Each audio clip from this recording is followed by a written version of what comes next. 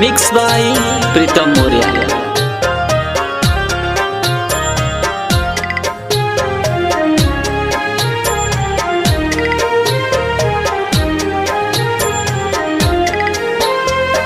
मोरे आंगन बाजे बाजने का हो तमाई, मोरे आंगन बाजे बाजने का हो तमाई।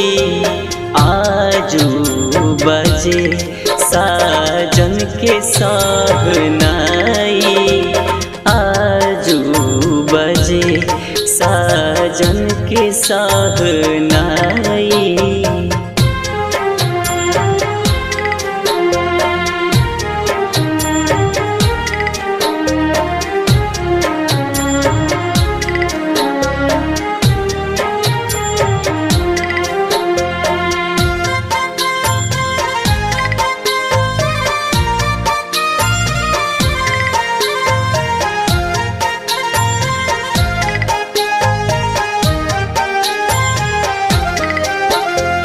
काहे खाती लैले लोगवा डोलिया कहरावा, कुछु ना बुझाता हमार हो। काहे खाती डोलिया पर चननी तनाता, कुछु ना बुझाता हमार हो।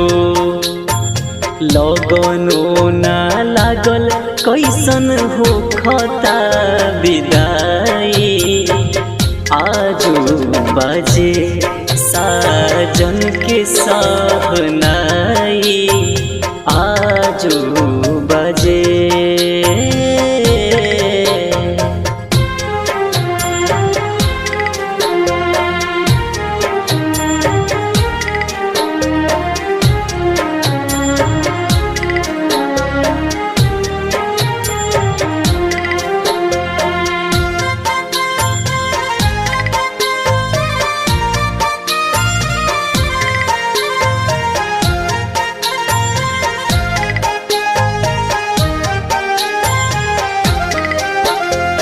कैसन बनौल विधाना दुनिया के रीतावा, अपन लोग से छूटल जाता साथ हो।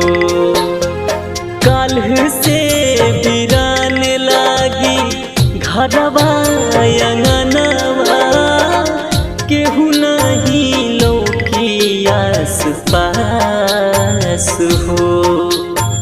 कहेले हरेंदर गोविंद संगे केहू न जाई, कहेले प्रीतम गोविंद संगे केहू न जाई।